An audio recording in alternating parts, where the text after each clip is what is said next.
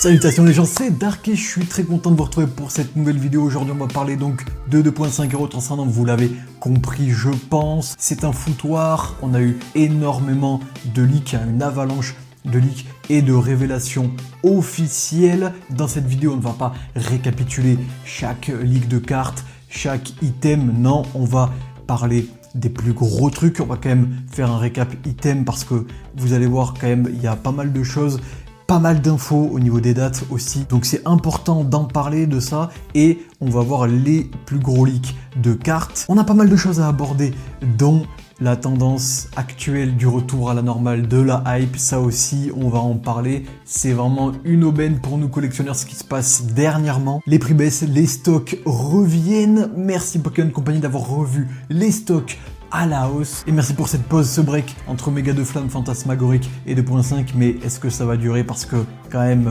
Hero Transcendant, c'est une énorme collection. Je pense qu'il va faire assez mal. Bref, pense à t'abonner pour le taf. On est parti. Posons les bases déjà. Méga 2.5 Hero Transcendant et l'adaptation occidentale du set Jap M2A Mega Dream X. Plus de 290 cartes dont 30 dresseurs et plus de 30 Pokémon et dresseurs avec des illustrations spéciales. Ce qui en fait une collection gigantesque. 6x Terra Crystal, 20x classique, 13x Méga Évolution, 33 AR, 14 Full Art, 7 MAR, cette nouvelle rareté, hein, MAR pour Méga Attaque Rare je le précise, et 22 SAR. Mais attention, les dates varient en fonction des items, et oui, ça s'étale beaucoup, même si la date de sortie officielle est annoncée pour le 30 janvier, la vraie date de sortie, elle, je le dis, sera le 20 février. Pour le 30 janvier, on a les tripacks, qui sont assez jolis, et un duo pack, sympa le jeton Okuba. La promo quant à elle est encore inconnue. La vraie sortie, je l'ai dit, elle se fera le 20 février avec l'arrivée de l'ETB Mega Dracolos, étrange ETB, mais bon pourquoi pas, et les mini tin box. 5 illustrations, elles sont assez jolies. Le reste arrive le 30 mars avec les coffrets posters premium Méga Lucario et Méga Gardevoir. Ils vont les sécher jusqu'au bout les deux là, mon gars ils veulent pas les lâcher. Et le bundle quant à lui est attendu pour le 24 avril. D'autres sorties sont attendues, on aura sûrement une SPC ou une UPC au courant de l'année. Ne pas sortir le TB le jour de la sortie officielle, donc le 30 janvier, est un choix surprenant. Surtout si on prend en compte le grand laps de temps qu'il y a entre la sortie de Méga de Flamme Fantasmagorique et 2.5. Bon ça, on revient un peu plus tard là-dessus. On va parler des plus gros leaks de cartes et on commence direct avec ma préf. Zoroark de Haine SAR, pour moi elle explose clairement la SAR hein, de Zoroark de Haine qui existe déjà, qu'on a dans EV9, là, celle-là elle est sensationnelle, vraiment. On a aussi le Méga Dracolos SAR que beaucoup apprécient, très jolie carte. Méga Momartic SAR hein, qui est cool aussi, et Méga Brutalibré SAR signé Egawa. Voilà, hein, Egawa qui nous régale encore une fois avec cette illustration. Moi j'aurais bien aimé qu'elle fasse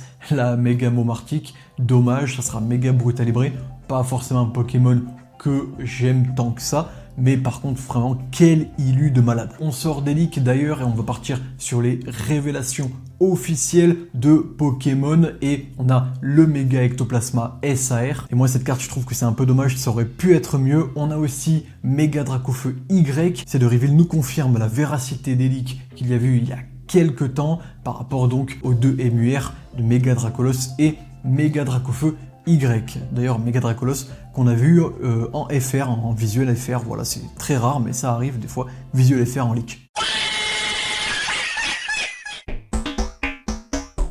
Comme j'en parlais au début, la grosse hype qui anime le TCG occidental depuis un moment maintenant se calme enfin. On peut envisager un retour à la normale. On voit déjà les effets qu'a eu Méga 2, la sortie de Méga 2, les cartes de Méga de Flamme Fantasmagorique sur la hype, ça a vraiment calmé les choses, à part exceptionnellement, mais bon, voilà, c'est normal, c'est Dracofeu. Les autres cartes ne valent que dalle, c'est assez fou pour des SAR, vraiment des prix très bas, et puis même sur les AR aussi. La grande pause qu'il y a entre Méga 2 et 2.5 permet de réduire cette hype, ce grand effet de hype un peu abusé qu'il y a depuis un moment, et nous permet de souffler aussi en plus avec les fêtes, Noël et tout.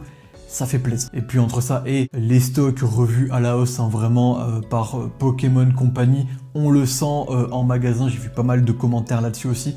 On a enfin du stock sur plusieurs semaines, du stock permanent, pas un stock qui disparaît du jour au lendemain, ça fait plaisir. D'ailleurs au point que les scalpers n'arrivent plus à vendre, à écouler leur stock, ça fait vraiment plaisir. Désolé à vous les gars, mais sans déconner, je pense que là il est temps d'arrêter pour vous. Je vous vois mettre des ETB à 70 au lieu de 60 pour gratter 10 balles, des UPC, Mega Dracofeu X, pareil à 10-15 balles de plus. Enfin, si c'est pour gratter, autant, voilà, les gars, lâchez ça. On les voit tourner en masse sur les sites de petites annonces, à peine plus cher qu'en magasin, et ça se justifie totalement. Les gens ont pu trouver leur stock à prix normal en magasin.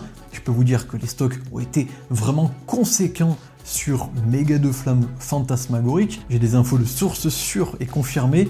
En magasin de jouets, les commerçants ont reçu, certains, autant d'UPC que d'ETB. C'est quand même... faut capter le truc, c'est immense, énorme. Hein, sur, par exemple, à titre d'exemple, sur Évolution Prismatique, au hasard, terme d'UPC, ou je ne sais plus si c'était une SPC ou une UPC, mais bref, le stock était inexistant. Sans parler des UPC Dracofeu, les premières qu'on avait eues, je sais pas si vous vous souvenez, c'était 2-3 par magasin de jeu. Là on parle de 20 UPC pour une enseigne, rendez-vous compte. Alors fin du scalping, pas encore, mais c'est bon signe, c'est en bonne voie. Bref, dites-moi en commentaire ce que vous pensez de tout ça, quel est votre avis global et quel est votre avis sur 2.5 héros transcendants, mitigé, hypé, pas du tout hypé. Voilà, vous me dites ça en com, j'ai toujours un immense plaisir à vous lire. C'était Darké. Merci d'avoir suivi cette vidéo. Je vous souhaite de bonnes fêtes, un bon et un joyeux mois de décembre. Profitez bien de vos familles et de vos proches. Pense à t'abonner et à partager à tous tes potes collectionneurs. On se retrouve très vite pour une nouvelle vidéo. Tchuss!